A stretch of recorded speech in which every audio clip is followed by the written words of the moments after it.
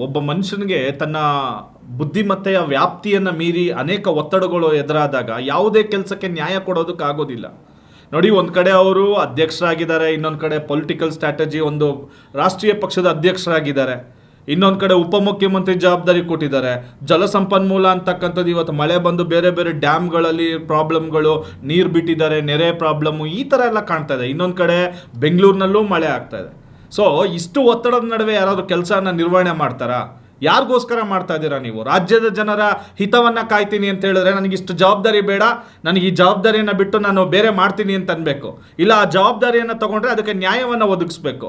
ಅವ್ರು ತಗೊಂಡಿರೋ ಇಷ್ಟು ಕೆಲಸಗಳಲ್ಲಿ ತಾವೇ ಹೇಳಿ, ತಮ್ಮ ಗಮನಕ್ಕೆ ಬರ್ತದೆ, ಇಷ್ಟು ಹುದ್ದೆಗಳಿಗೆ ಎಲ್ಲಿ ನ್ಯಾಯ ಕೊಟ್ಟು ಇದು ಮಾಡೋಕ್ಕಾಗ್ತದೆ? ನೋಡಿ, ನಗರ ಪ್ರದಕ್ಷಿಣೆ ಆಗ್ತಾನೆ ಇದ್ದಾರೆ, ಅಧಿಕಾರಿಗಳಿಗೆ ಹೂಳೆತ್ತಿದ್ದು ಮಾಡಿಲ್ಲ ಅಂತ ಹೇಳ್ಬಿಟ್ಟು ನಿನ್ನೆ ತಾಕೀತು ಮಾಡ್ತಾರೆ. ಅಂದರೆ ಹೇಗೆ ಇವತ್ತು ಸಚಿವರು ಒಂದು ಪ್ರದಕ್ಷಿಣೆ ಹಾಕಿದ್ದಾರೆ, ನಾಳೆ ಹೋಗ್ತಾರೆ, ನಾಳೆ ಬರಲ್ಲ ಅಂತ ಉಡಾಫೆಯಾಗಿ BBMP ಅಧಿಕಾರಿಗಳು ವರ್ತನೆ ಮಾಡ್ತಾ ಇದ್ದಾರೆ. ಸೊ ಇದು ತಪ್ಪಬೇಕು ಅಂತ ಹೇಳಿದ್ರೆ ಇಲ್ಲೇ ಇರಬೇಕು ಸಚಿವರು ಇಲ್ಲೇ ಫೋಕಸ್ ಆಗಿ ಇದ್ದಾಗ ಯಾರಪ್ಪ ಕೆಲಸ ಮಾಡ್ತಿದ್ರೆ ಏನು ಮಾಡ್ತಾರೆ? ಯಾಕಂದರೆ ಒಂದು ಕಡೆ ಕೌನ್ಸಿಲ್ ಇಲ್ಲ, ಈಗ BBMP ಸದಸ್ಯರಿಲ್ಲ, ಇನ್ನೊಂದು ಕಡೆ BBMP ಮಾಡೋ ಕೆಲಸನ ಇವತ್ತು ಪಬ್ಲಿಕ್ಸ್ ಮಾಡ್ತಾ ಇದ್ದಾರೆ.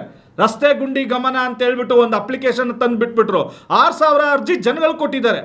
ಹಾಗಾದ್ರೆ BBMP ಎಂತ ಕರಿಬೇಕು? ನಮಗೆ BBMP ಅಧಿಕಾರಿಗಳು ಯಾಕಬೇಕು ಇವತ್ತು?